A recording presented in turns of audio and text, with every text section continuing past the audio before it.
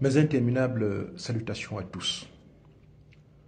Pour ceux et celles qui estimaient et estiment encore que la lutte contre le néocolonialisme relève, comment dirais-je, des vestiges du passé, moi je répondrai par la négation en affirmant que la lutte contre le néocolonialisme fait partie des défis contemporains et que les jeunes Africains doivent davantage se mobiliser pour s'insurger et dénoncer ce néocolonialisme-là. Un événement majeur s'est passé tout récemment au Sénégal, mais de manière inaperçue, compte tenu peut-être de l'actualité très chargée. Mais je voudrais avec vous revenir sur cette actualité pour en disséquer un tout petit peu et tirer des conclusions qui s'imposent. Alors, de quoi est-ce qu'il s'agit? Il n'y a pas longtemps, des jeunes Sénégalais autour du mouvement HLM 86 à Dakar ont orchestré un immense graffiti. C'est un dessin, c'est-à-dire quand vous arrivez à Dakar, cela ne passe pas de manière inaperçue. Ils ont érigé ce graffiti et le message percutant que ce graffiti projette et laisse voir, qui est d'ailleurs écrit, c'est un message à la fois audacieux et provocateur, qui dit « couper la tête au néocolonialisme ». Et quand vous regardez bien le graffiti, vous verrez très bien que la tête de la personne guillotinée, identifiable, est celle du président Emmanuel Macron. Et ce graffiti-là symbolise la résistance grandissante à la fois du peuple sénégalais, mais du peuple africain contre le néocolonialisme. Moi, je vous dis, cela est à saluer. Je vous ai toujours dit ici, et c'est l'occasion de le rappeler peut-être, dans la vie des nations, les symboles comptent. Cet acte n'allait de rien, mais du point de vue symbolique, du point de vue de la prise de conscience, du point de vue de l'émancipation des Africains, du point de vue du message véhiculé, c'est quelque chose de fondamental. Et je pense que ce qui s'est passé à Dakar devrait se multiplier dans les capitales africaines. Et cet acte traduit la détermination de la jeunesse africaine à poursuivre sans relâche et de manière irréversible ce combat contre le néocolonialisme. Je salue cela. Je salue avec révérence et déférence les jeunes du HLM 96 à Dakar.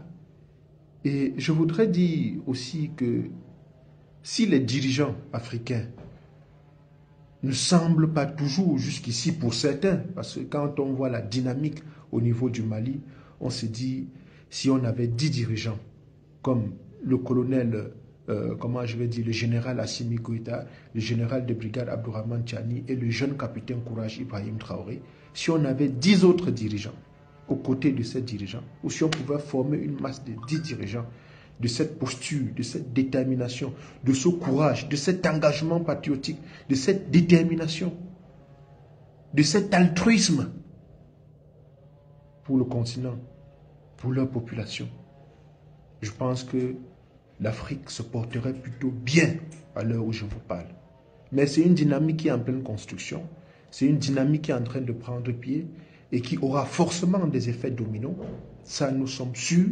Ce que les patriotes en uniforme du côté de l'AES, du côté de l'Afrique de l'Ouest, sont en train de faire, aura forcément un effet domino.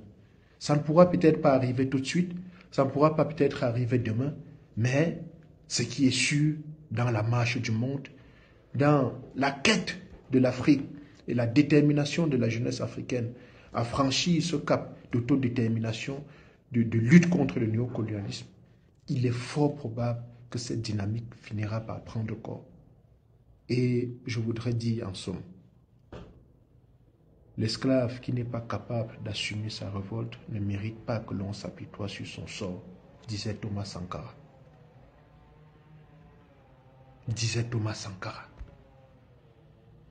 Et donc, le combat doit continuer. Le combat doit continuer parce qu'il cesse faute de combattants. aussi longtemps qu'il y aura des patriotes, des panafricanistes, des hommes engagés, des hommes courageux, des hommes porteurs d'un amour sincère à la fois pour leur patrie et pour le continent, ce combat ne fera qu'avancer parce que l'injustice n'a fait que trop durer. Et il est temps que cela cesse, il est temps que cela s'arrête. Donc faites passer ce message et dites aux jeunes Sénégalais, aux jeunes Maliens, aux jeunes Nigériens, aux jeunes Burkinabés que la lutte qu'ils ont engagée est une lutte salutaire et que d'autres peuples qui sont en quête de souveraineté, en quête d'émancipation, d'autonomie, ne tarderont pas à leur rejoindre dans cette dynamique avec la bénédiction des dirigeants que nous espérons pourront suivre les pas de ces jeunes des différents pays que je venais de citer. Parce qu'il faut dire que si la dynamique a pris de l'ampleur, c'est à cause de ces dirigeants que nous saluons, que nous respectons et que nous vénérons. Faites passer le message.